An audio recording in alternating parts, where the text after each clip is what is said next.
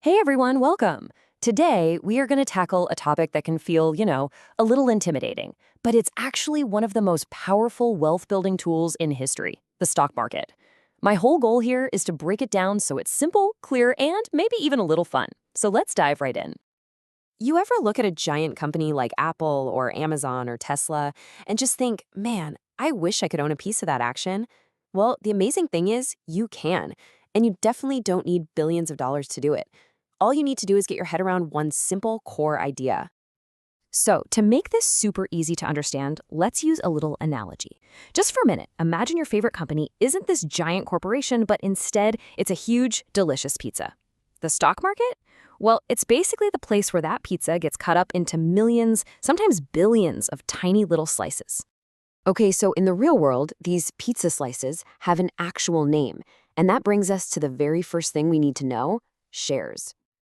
A share of stock is, well, it's exactly what it sounds like. It is a tiny, tiny little piece of ownership in a business.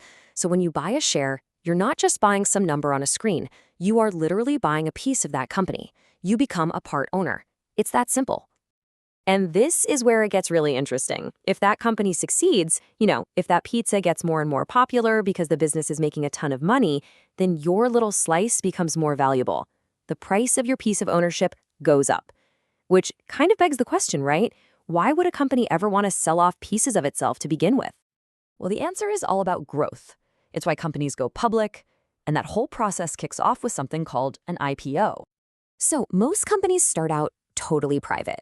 But to make those big, game-changing moves, like building a new factory or creating a world-changing app, they need a lot of cash. So to raise that money, they have what's called an initial public offering, or an IPO. This is the very first time they sell their pizza slices, their shares, to regular people. It's a real win-win. The company gets the cash it needs to expand, and investors get to own a piece of that future growth. Now, after that initial sale, after the IPO, those shares start trading on what's called the secondary market. This is the stock market you hear about on the news every single day.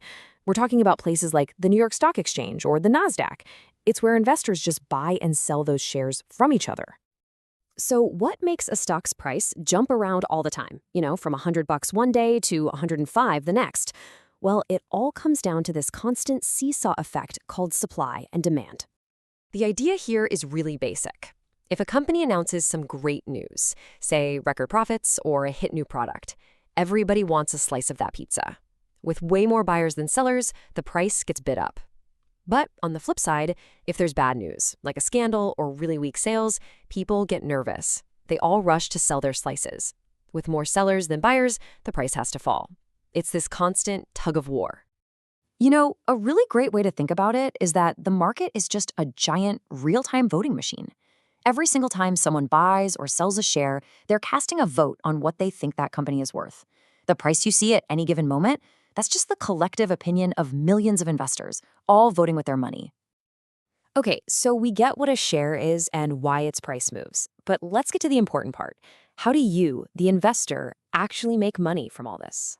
Well, there are really two main ways. The first way is what most people think of. It's called capital gains. This is the classic buy low, sell high. You buy your pizza slice for $10, the company does great for a few years, and you sell that exact same slice later for $50. Simple. The second way is through dividends. Some big, stable, profitable companies will literally take a chunk of their profits and mail it directly to you, the shareholder, as a cash payment. It's kind of like a little thank you check for being a loyal owner. But of course, the market isn't always just a smooth ride to the top. And that brings us to our last section: understanding the risks, the strategies to manage them, and this whole world of bulls, bears, and buffets. You're going to hear people talk about two kinds of markets all the time. First, you have a bull market. Think of a bull charging forward. This is when there's a lot of optimism and prices are generally going up.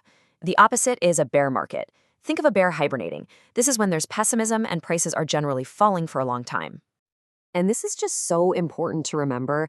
Investing always carries risk. No way around it. Prices can go down just as easily as they go up. Companies can fail. What looks like a sure thing one day can turn into a losing bet the next. So how do smart investors deal with that reality?